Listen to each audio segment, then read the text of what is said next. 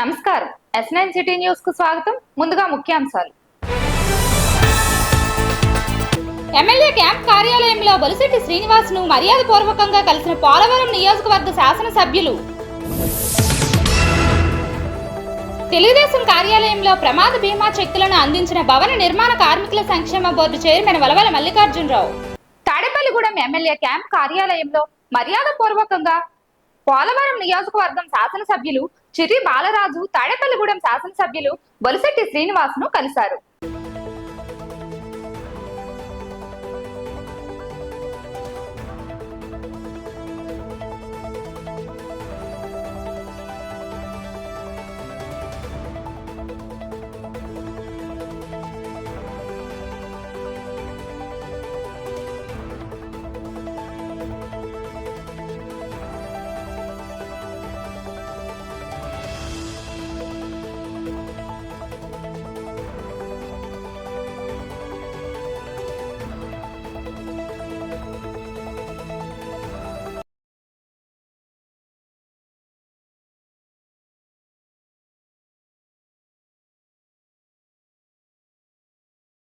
Tadepalligudem Telugu Desam party కార్యాలయంలో ప్రమాదంలో మృతి చెందిన తెలుగుదేశం పార్టీ కార్యకర్తలకు ప్రమాద బీమాను భవన మరియు ఇతర నిర్మాణ కార్మికుల సంక్షేమ బోర్డు చైర్మన్ వలవల మల్లికార్జునరావు అందజేశారు.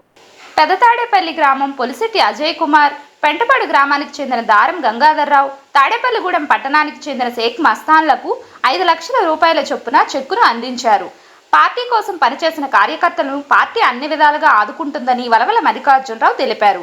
ఈ కార్యక్రమంలో కిలపర్తి వెంకట్రావు, పరిమి రవికుమార్, పట్నాల రాంపండు, పోతుల అన్నవరం, గొర్రెల శ్రీధర్, గురుచు సూరిబాబు, ముత్యాల సత్యనారాయణ, ఆకాశపు స్వామి, పరిమి సురేష్, ముప్పిడి రమేష్, దాట్ల జగన్నాథరాజు తదితరులు పాల్గొన్నారు.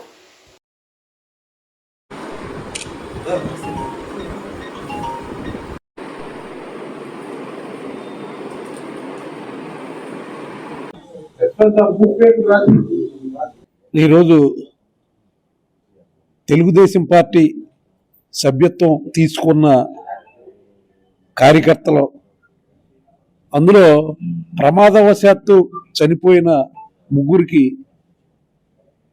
మరి పార్టీ నుంచి 5 లక్షల రూపాయల చొప్పున ఆర్థిక సాయం అందడం జరిగింది. అందులో తాడేపల్లిగూడెం టౌన్ ఎస్కే ఫాతిమా, అలాగే పెంటపాడు మండలం నుంచి దారం గంగాధర్ గారు, అలాగే పెత్తాడిపల్లి గ్రామం నుంచి పోలిశెట్టి అజయ్ గారు, ఈ ముగ్గురు కూడా మరణించడం జరిగింది. మరి తెలుగుదేశం పార్టీ సభ్యత్వం తీసుకున్న కారణంగా గతంలో ఎన్నడూ లేని విధంగా లోకేష్ బాబు గారు ఇది డిజైన్ చేయడం జరిగింది. గతంలో అయితే 2 లక్షలే ఉండేది, దాన్ని 5 లక్షలు చేసి ఈవేళ ఏదైతే చనిపోయిన కుటుంబం ఉందో ఆ కుటుంబానికి ఒక ఆలంబనగా వాళ్ళకి ఇబ్బందులు రాని పరిస్థితులు కల్పించడానికి చక్కటి కార్యక్రమాన్ని డిజైన్ చేయడం జరిగింది తెలుగుదేశం పార్టీ. మరి దాన్ని కూడా వెంటనే వాళ్ళ అకౌంట్కే డబ్బులు చేరిపోయే విధంగా ఏర్పాట్లు జరగడం చాలా ఆనందదాయకం. తెలుగుదేశం పార్టీ సభ్యత్వం తీసుకునేలా ఉండాలని చెప్పి మనసావాచ కర్మణ కోరుకుంటూ, ఇక్కడికి విచ్చేసిన మా తెలుగుదేశం పార్టీ నాయకులు, కార్యకర్తలు, అలాగే ఏదైతే బాధిత కుటుంబాల నుంచి ఈవేళ ఈ కార్యక్రమానికి హాజరైన వారందరికీ కూడా హృదయపూర్వక కృతజ్ఞతలు తెలియజేసుకుంటూ, మరి రాబోయే రోజుల్లో మరిన్ని వినూత్నమైన కార్యక్రమాలు పార్టీ ద్వారా చేస్తామని చెప్పి తెలియజేసుకుంటూ, మీ అందరికీ కూడా అభినందనలు తెలియజేసుకుంటూ సెలవు తీసుకుంటాం.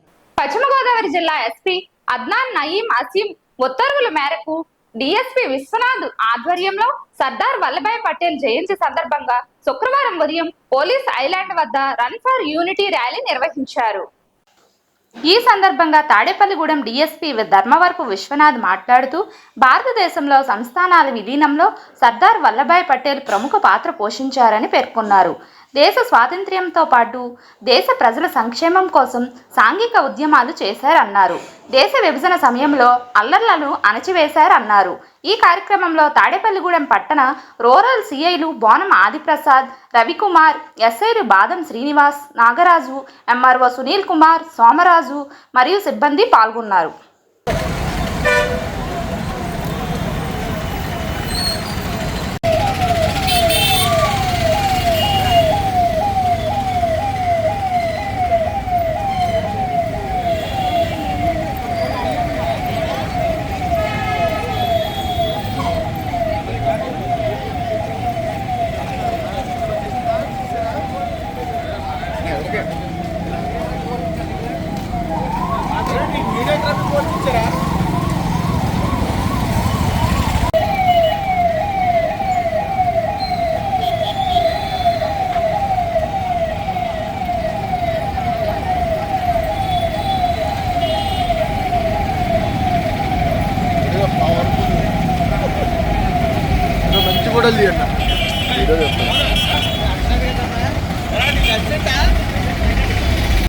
తాడేపల్లిగూడెం ఏరియా ప్రభుత్వ ఆసుపత్రిలో ప్రసవం విషయంలో సిబ్బంది నిర్లక్ష్యంపై రెండోసారి విచారణ అధికారి డాక్టర్ పి శంకర్ ప్రసాద్ విచారణ చేపట్టారు. పూర్తి స్థాయి విచారణకు వచ్చినట్లు మీడియా ముఖంగా ఆయన తెలిపారు. గత ఏడాది అక్టోబర్ 19వ తేదీన వై శకుంతల అనే మహిళా ప్రసవ విషయంలో సిబ్బంది నిర్లక్ష్యంపై విచారణ అధికారి ఉన్నత అధికారుల ఆదేశాల మేరకు డాక్టర్ శంకర్ ప్రసాద్ రెండవసారి విచారణ చేపట్టారు. నిర్లక్ష్యంపై అలసత్వం వహించిన సిబ్బందిని విచారించారు. అనంతరం విచారణ నివేదికను ఉన్నతాధికారులకు అందజేస్తామని విచారణ అధికారి డాక్టర్ శంకర్ ప్రసాద్ తెలిపారు.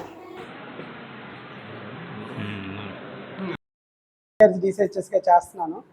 ఇక్కడికి వచ్చే పర్పస్ ఏంటంటే, గత సంవత్సరం 19/10/24లో ఒక గర్భిణి చికిత్సపై ఆసుపత్రి సిబ్బంది తీరు నిర్లక్ష్యం అని చెప్పేసి మీ పత్రిక ముఖంగా రావడం జరిగింది. అప్పుడు దానికి ఎంక్వైరీ కూడా చేయడం జరిగింది. ఆసుపత్రి సిబ్బంది తీరు, డాక్టర్లు, ఇక్కడ స్టాఫ్, ఏఎన్ఎం సిబ్బందిపై ఆ మరుసటి రోజు 20వ తారీఖున అప్పటి joint commissioner doctor Ramesh Kishore గారు వచ్చి ప్రైమరీ ఎంక్వైరీ చేయడం జరిగింది. ఆ రిపోర్ట్ అంతా అప్పుడే గవర్నమెంట్కి సబ్మిట్ చేశారు. మళ్ళీ ఏంటంటే దీని మీద డీటెయిల్డ్ ఎంక్వైరీ అనేది మళ్ళీ మాకు వేయటం జరిగింది. ఒక 1 వీక్ బ్యాక్ వచ్చింది. 3 డేస్ ముందర రావాలి, సైక్లోన్ దీనివల్ల ఒక 3 డేస్ లేట్ అయింది. బట్ ఈరోజు ఏంటంటే మళ్ళీ సేమ్ ఆ రోజు ఎవరైతే బాధిత మహిళ ఉన్నారు, ఇప్పుడు Y Shakuntala 21 years female, second gravida గురించి ఇక్కడ సెకండ్ టైం డెలివరీ గురించి ఆ రోజు రావడం జరిగింది. ఆవిడ 2 డేస్ 17వ తారీఖున అడ్మిట్ అయినట్టున్నారు. 18, 19వ తారీఖు డెలివరీ అయింది. మాకున్న సమాచారం వరకు ఎక్కడ నిర్లక్ష్యం జరిగింది, ఏ రోజు అడ్మిట్ అయ్యారు, అడ్మిట్ అయిన తర్వాత ఏమైనా ప్రాబ్లమ్స్ వచ్చాయా, ఆసుపత్రి మీ ట్రీట్మెంట్ ఎలా ఉంది, లేబర్ పెయిన్స్ ఎప్పుడు వచ్చాయి, పెయిన్స్ వచ్చాక ఏఎన్ఎం స్టాఫ్, డాక్టర్స్ వాళ్ళ రెస్పాన్స్ ఎలా ఉంది, ఇంకా రిమైనింగ్ స్టాఫ్ ఎలా ఉంది అనేది డీటెయిల్గా ఎంక్వైరీ చేయడం జరుగుతుంది. ఒక్కొక్కరు ఇండివిజువల్గా పేషెంట్ని, ఆ రోజు ఉండే డ్యూటీ డాక్టర్ని, గైనకాలజిస్ట్ డ్యూటీలు ఎవరైతే ఆ షిఫ్ట్లో ఉన్నారో గైనకాలజిస్ట్ని, మెడికల్ సూపరింటెండెంట్ని, అలాగే ఆ షిఫ్ట్లో ఉండే ఏఎన్ఎం, స్టాఫ్ నర్సు, 2 షిఫ్ట్లు ఉంటాయి, నైట్ మార్నింగ్. ఆ 2 షిఫ్ట్లో ఉండే స్టాఫ్ నర్సుల్ని ఇండివిజువల్ పిలిచి డీటెయిల్గా వాళ్ళ నుంచి వాంగ్మూలం తీసుకోవడం జరుగుతుంది. అసలు ఏం జరిగిందని డీటెయిల్గా ఎంక్వైరీ చేయడం జరుగుతుందండి. ఇంకా ఎంక్వైరీ చేసి రిపోర్ట్ మేము టోటల్ రిపోర్ట్ గవర్నమెంట్కి సబ్మిట్ చేస్తాం. తాడేపల్లిగూడెం ఏపీ నిట్ విద్యా సంస్థలోని ఎలక్ట్రికల్ ఇంజనీరింగ్ విభాగం ఆధ్వర్యంలో స్కిల్ స్పార్క్ 1.0 అనే అంశంపై వర్క్షాప్ గురువారం ప్రారంభించారు. ఈ కార్యక్రమంలో ముఖ్య అతిథిగా డాక్టర్ దినేష్ శంకర్ రెడ్డి పాల్గొన్నారు. డాక్టర్ దినేష్ శంకర్ రెడ్డి మాట్లాడుతూ విద్యార్థులు లక్ష్యాలను నిర్దేశించుకొని వాటి సాధనకు నిరంతరం పాటుపడాలని సూచించారు. ఆధునిక పోటీ ప్రపంచంలో రాణించాలంటే విద్యార్థులు కొత్త టెక్నాలజీని అందిపుచ్చుకోవాలని చెప్పారు. విద్యార్థులు ఇన్నోవేటివ్ ప్రాజెక్టులను సాధించే దిశగా అడుగులు వేసి బంగారు భవిష్యత్తుకు బాటలు వేసుకోవాలని వివరించారు. డీన్లు doctor N Jayaram, doctor V Sandeep మాట్లాడుతూ విద్యార్థులు ఏ రంగంలో రాణించాలన్నా ప్రాథమిక అంశాలపై అవగాహన పెంచుకోవడంతో పాటు సాంకేతిక నైపుణ్యాలపై పట్టు సాధించాలన్నారు. కంపెనీలు, పరిశ్రమల అవసరాలకు తగ్గట్టుగా విద్యార్థులను తీర్చిదిద్దుతున్నామని వివరించారు. Good morning, respected